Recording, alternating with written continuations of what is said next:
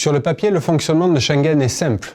Les contrôles aux frontières entre les États doivent être supprimés.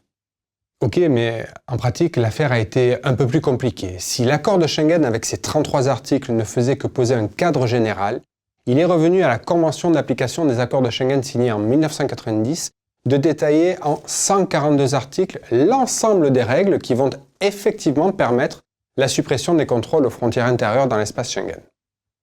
L'article 2 de la Convention pose les deux règles qui organisent le fonctionnement de l'espace Schengen. Il définit tout d'abord le principe. Les frontières intérieures, c'est-à-dire entre les États, peuvent être franchies en tout lieu sans qu'aucun contrôle des personnes soit effectué.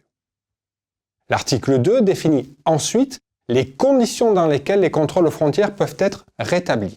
Ainsi, lorsque l'ordre public ou la sécurité publique l'exige, les États peuvent décider de rétablir les contrôles pour une période limitée.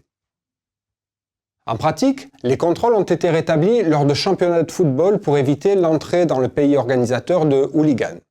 Les contrôles ont aussi été mis en œuvre à l'occasion de grands événements politiques, type G20, pour assurer la sécurité des participants. Les contrôles ont également été rétablis à la suite d'attentats, comme en 2011 après la tuerie d'Utøya en Norvège. Si l'article 2 définit le principe et son exception, le reste de la Convention établit les règles qui doivent être mises en œuvre pour assurer l'absence des contrôles aux frontières intérieures. Or, ces règles sont nombreuses et couvrent des champs très larges qui invitent à découvrir un domaine beaucoup plus compliqué que le simple fait de dire que les contrôles sont supprimés. En effet, pour parvenir à la création de cet espace de Schengen, la Convention établit des règles qui portent notamment sur le franchissement des frontières extérieures de l'espace, sur la délivrance des visas pour entrer dans l'espace, sur la circulation des étrangers dans l'espace Schengen, mais aussi sur la coopération policière et la coopération judiciaire en matière pénale, la lutte contre le trafic de drogue, les armes à feu et les explosifs, etc., etc. En fait, à côté des règles qui organisent l'entrée, la circulation et le séjour des personnes, les États ont également inscrit dans la Convention de Schengen des règles qui doivent empêcher cet espace d'être aussi un espace de liberté de circulation pour les délinquants et les criminels. Par exemple, la Convention de Schengen a institué ce que l'on appelle le droit d'observation et le droit de poursuite.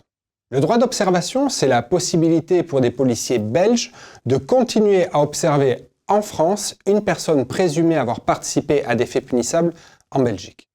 Le droit de poursuite, quant à lui, c'est la possibilité pour des policiers français qui ont pris une personne en chasse de continuer cette poursuite sur le territoire allemand, c'est-à-dire au-delà de la frontière nationale.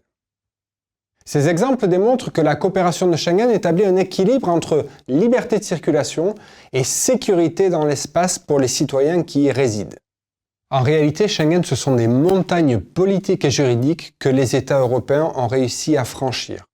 Ainsi, en matière migratoire, Schengen, c'est une révolution puisque les États acceptent que la décision d'entrer sur le territoire prise par un État puisse avoir des effets dans tous les autres États en raison de l'absence des contrôles aux frontières communes. Mais cette acceptation repose sur l'adoption de règles communes dans le domaine de la sécurité, c'est-à-dire de la coopération policière et judiciaire pénale. Cet équilibre entre liberté et sécurité est une prouesse et un succès. Depuis sa création, Schengen a toujours été adapté et renforcé.